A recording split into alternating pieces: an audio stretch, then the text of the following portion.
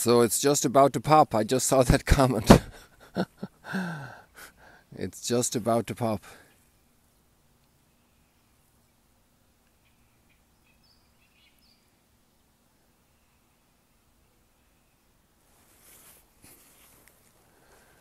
It's amazing how one day to another the weather is so different here. Good morning, everybody. And today we're reaching a climactic moment in our pilgrimage.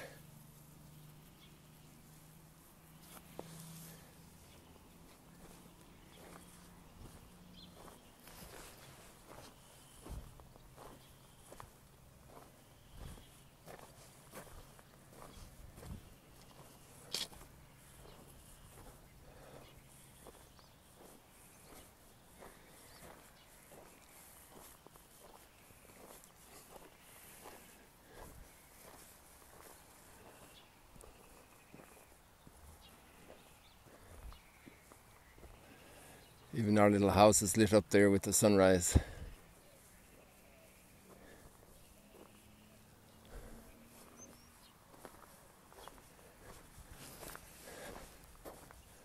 Today is also a very big day for the Jewish people. It's the day of the Seder.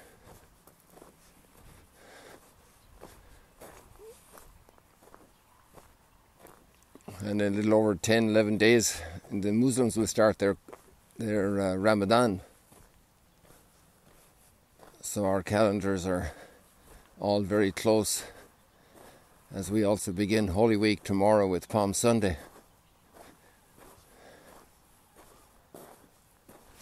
Entering into a new stage.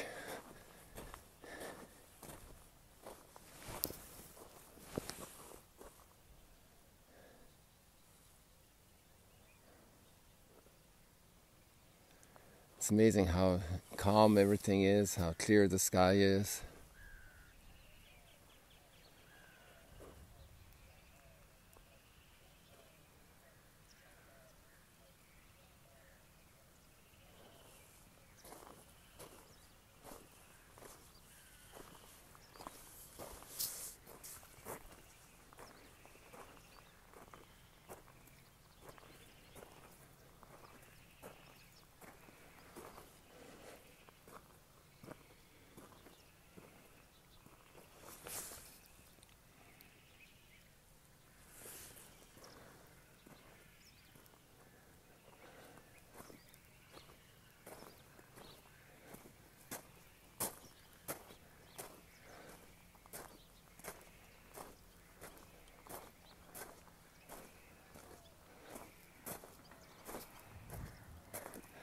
I want to take you someplace a little different today.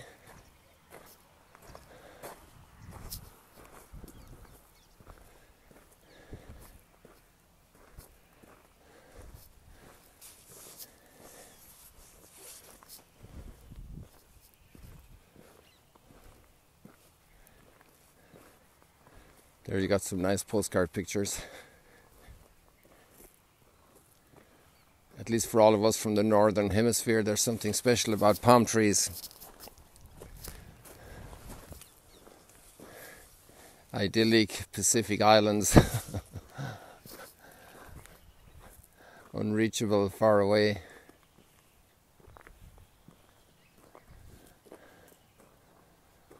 And so many people here from Alberta in Canada to Australia,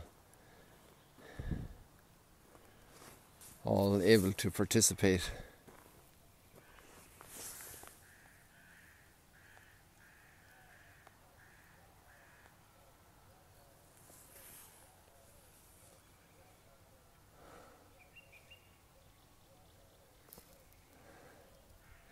Actually, there'll probably be some nice effects here with the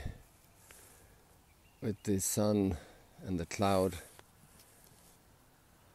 Although it mightn't be, who knows? Let's see how it will be.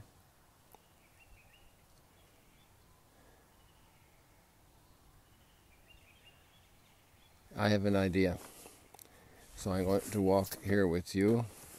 Although it's terrible to turn that view off, you know. It's kind of hard to give up on it. There's something magical about sunrise.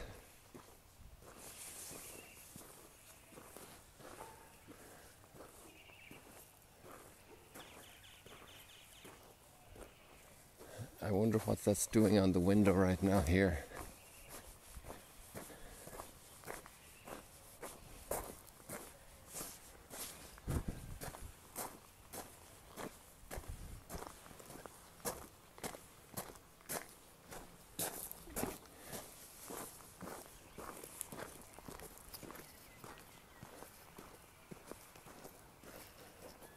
Did you see the new sprouts here in the palm tree? The new dates coming. Another very well established sign of spring.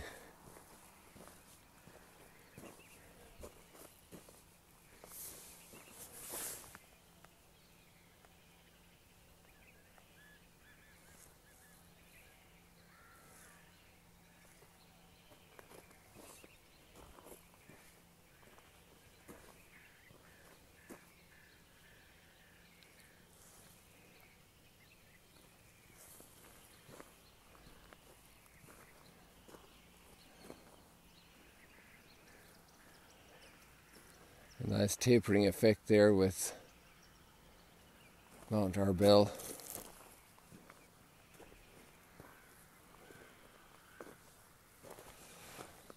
So it's back again, but a little paler now.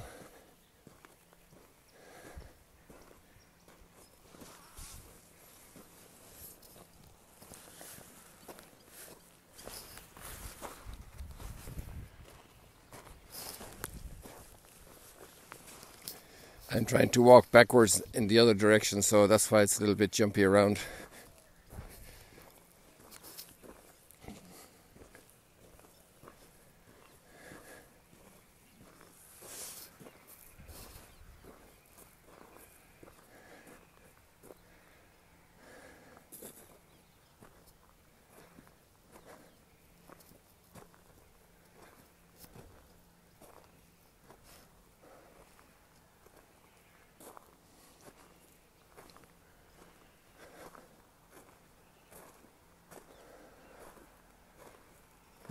We're filled with wonder and with gratitude.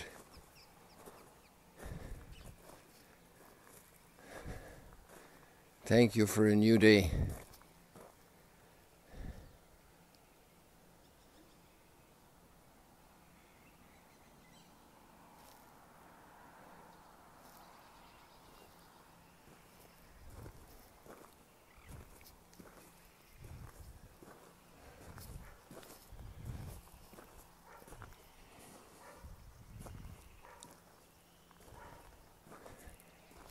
You know, we'll just stop here for a moment and just look at the readings for you, and then we'll walk a little bit more after that. That'll be the best way to do this, because it's just too nice to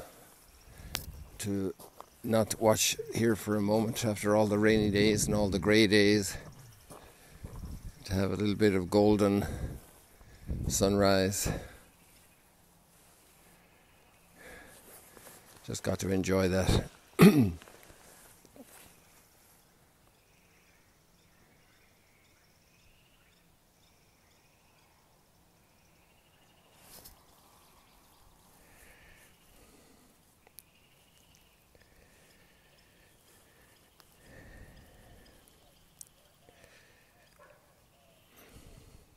So our first reading is from Ezekiel. We've had a lot of Jeremiah and Isaiah, and here's the prophet Ezekiel. Very apocalyptic times in tone, beautiful imagination, very rich descriptions, provoking us to thoughts beyond our normal paradigms, like the rising of the bones in the valley, and the water coming out from under the temple, making the Dead Sea fertile and filled with fish.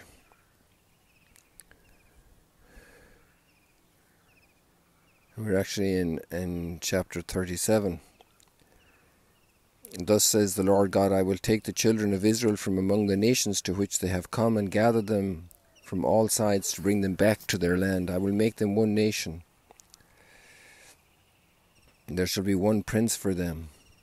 No longer shall they defile themselves with their idols, their abominations, their transgressions.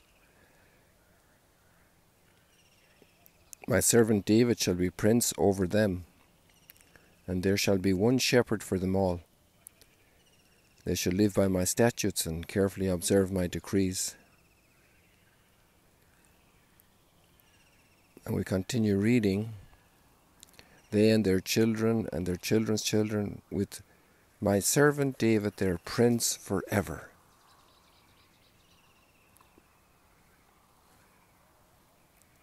So even though at that time the teaching of the resurrection is so, let's say, very, very seminal,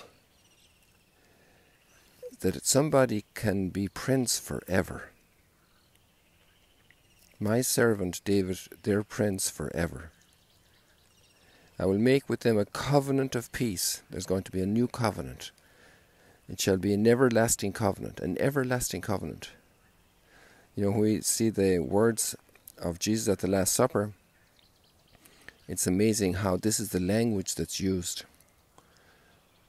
This is my blood poured out for you for the forgiveness of sins in a new and everlasting covenant. Do this in memory of me. And this is what was promised to Mary at the Annunciation. And he will sit on his throne forever. I will be their God, and they shall be my people. Thus the nations shall know that it is I, the Lord, who make Israel holy, and my sanctuary shall be set up among them forever. And Jesus' words then that we also read relatively recently, destroy this temple, and in 3 days I will build it up again. The sanctuary forever. You know, it's interesting to see how these words, to ponder how these words would echo in the hearts of Jesus' disciples who were so familiar with these readings. And then the psalm today is taken from the words of Jeremiah, so it's not one of the psalms from the 150 psalms in the book of Psalms, but it's a canticle, so we have this feature throughout the scriptures. The Lord will guard us as a shepherd guards his flock. That image that's so familiar to a shepherding people. Even the people in the cities, their cousins were shepherding if they weren't, and they knew exactly what it was about, because that was the primary source of livelihood. And we're talking about 6 centuries before Christ, you know, so before the Roman Empire came here, before Alexander the Great came through here.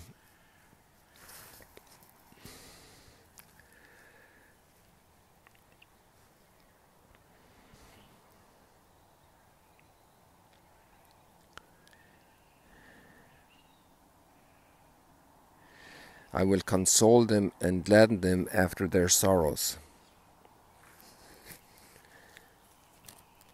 Then the virgins shall make merry and dance, and the young men and old as well. I will turn their mourning into joy. I will console and gladden them after their sorrows.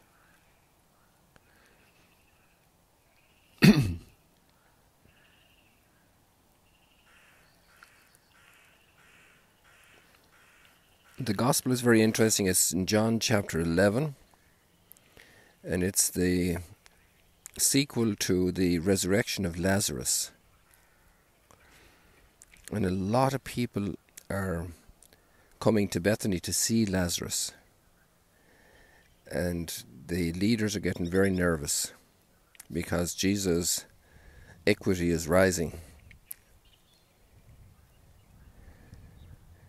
And Caiaphas makes that famous statement, which John's Gospel understands as being prophetic in his role as high priest. But since he was high priest that year, he did not say these words on his own. And his words were, it's amazing, they're amazing words, you know. He's criticizing the Sanhedrin for not taking on the matter seriously enough. And Caiaphas, who was high priest that year, said to them, "You know nothing, nor do you consider that it is better for you that one man should die instead of the people, so that the whole nation may not perish." Again, this has a very deep echo. In a certain sense, this would be a very clear political pragmatism, realpolitik of a ruler, of people concerned for their people and the possibility to eliminate a life. But the Christian sees that in a very different light, in the light of God's plan of salvation, that the Word made flesh is coming to offer himself for our salvation, to lay down his life for us. So while on the one side there are people eliminating Jesus for political expedience and for the accusation of blasphemy that they claim, on the other side that whole movement is being availed of by God in his providence for our salvation. And you know, that kind of scheme of things happens a lot in our lives. That we do things with our expediency, but God has some way of turning things around. And he turns them into salvation for us, as painful as they may have been, as difficult as they may have been. It's amazing. It's amazing to hear the story of conversion of criminals, of drug lords, and such stories exist, and not few in our time.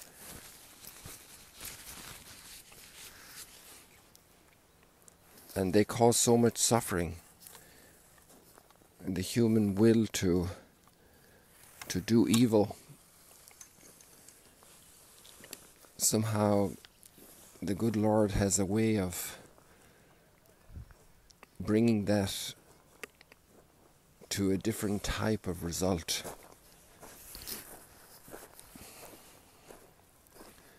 It's really, really stunning to contemplate God and his providence at work in our lives and in society.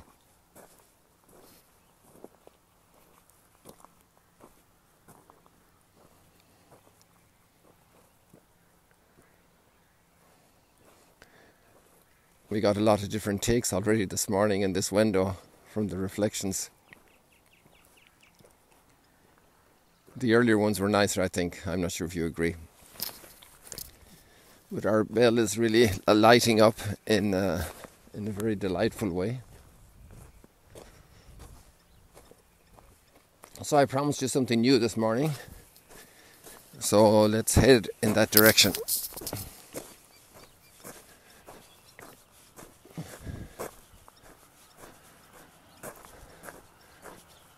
There's somebody walking there casting a long shadow.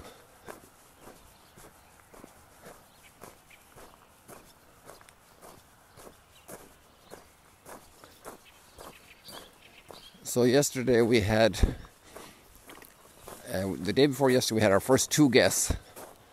But yesterday we had probably, I think about 60 or so, I'm not sure the exact number. But the dining room had the impression of being pretty full, and our kitchen really produced an extraordinary supper. And I'm not going to be here for this evening, but I understand that it's going to be amazing for the Seder, as most of our guests are Jewish and they're celebrating the Passover here at Magdala. So I just want you to see the gardens back into life again, little by little. That's going to be our future dining room, God willing. Look at that sun now, lighting up that palm tree.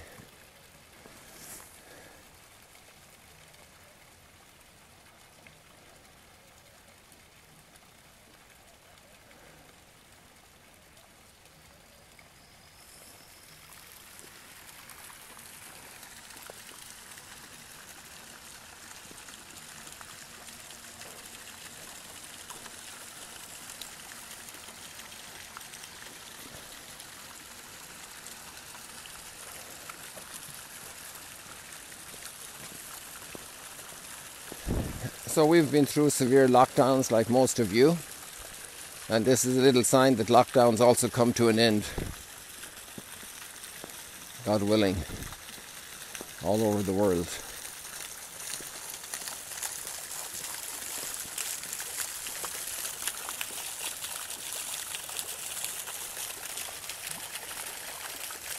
You have all the little fish inside. I showed them to you before. Between the two pools there are 153 fish. And here you notice another fish. That's the head of the fish. Here in the eye of the fish. And so there are two fish coming up from the Sea of Galilee to welcome all the visitors.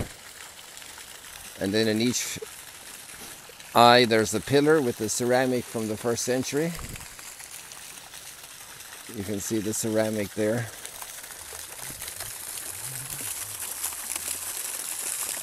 You see the little handles of the pots and cups and dishes. Pieces of plates, broken plates. Maybe Mary Magdalene was holding one of those. Now it's gone quiet, so these fountains come in and out.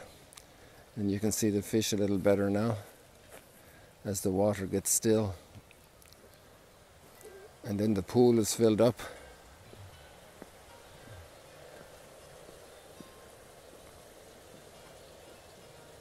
But things are quiet because there's one group here that asked me for a tour this morning, and you know, the earliest they'll start is 11 o'clock. They'll have their breakfast around 10. So Shabbat, day of rest, you know, laid back.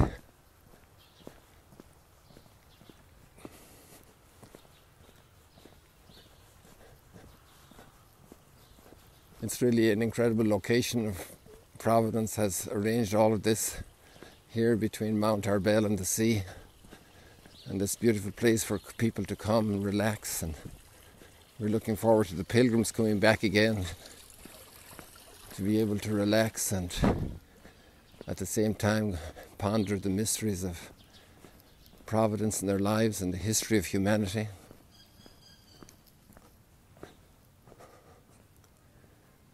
So it was wonderful to see people sitting here last night. And finally, people were back again. Today I think it's going to be completely filled.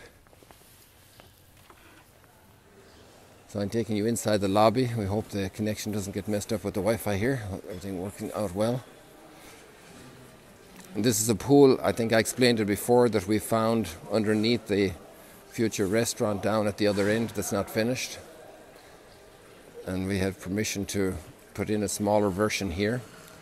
It was originally as big as the white floor, so it was 13 meters across, and now it's about 8 meters across.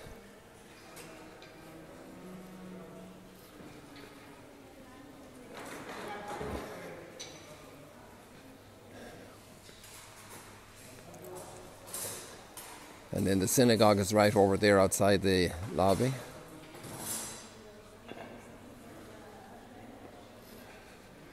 Let's say good morning to our staff here. Good morning. Shabbat Shalom.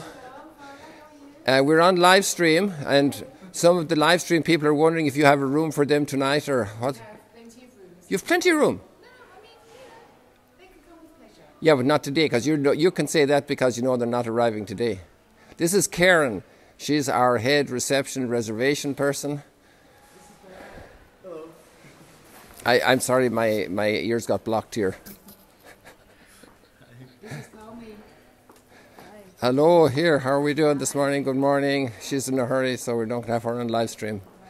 So God bless you today. Have a good day, everybody. Thank you. Nice to meet you.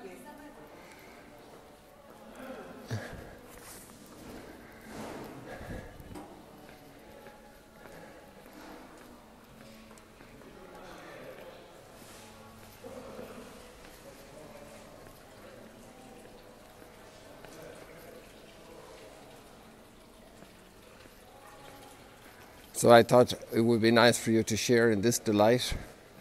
Here there's a beautiful mural, I think I showed it to you before also, of the plant life and birds around the Sea of Galilee. It was donated by 4 Mexican women artists who came here to do that for us.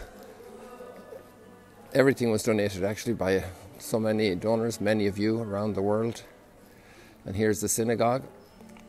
We say a special Shabbat Shalom to the Jewish people and Hag Sameach for Happy Passover. And all the archaeology out there. I think our time is running close to the end here. It was great that you could join us this morning. God willing, later today, this evening, I will be in Jerusalem tonight. And so tomorrow morning we'll have sunrise in Jerusalem if everything works out well. Well, look at that sun. Isn't that amazing? The way it shows up on the screen. It's not that big, but, well, it looks quite big here because the light's incredibly intense.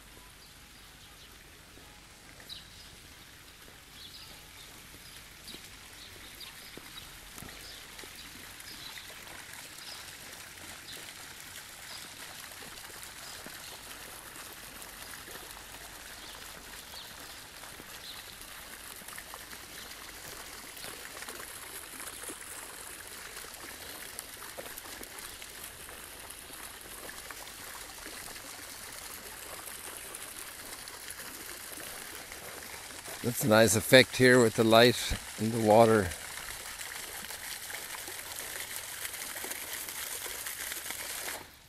And there it goes still again. Just got it at the nick of time there.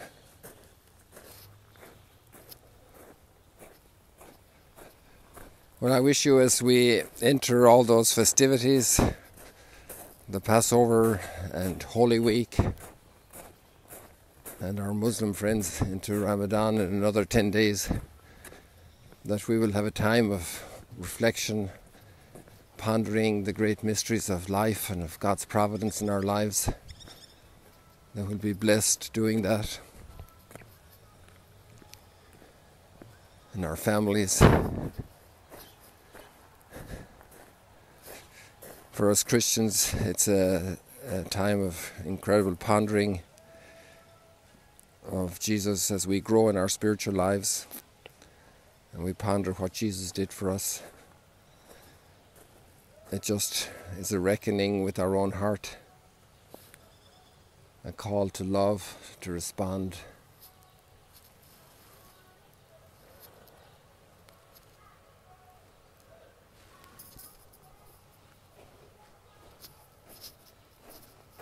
Did we see the fish there? We did, yeah. It's very quiet now, so just before it comes again, there you can see all these Murano glass fish.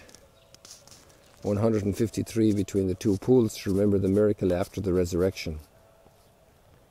And these two fish, then the miracle of the 5 loaves and the 2 fish.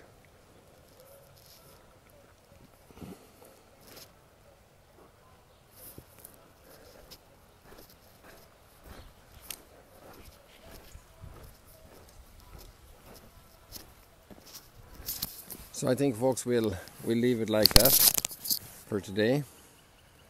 And I'd say goodbye, wishing you all the best. Because of the clear sky, it was chilly this morning, so it's nicer to be comfortable.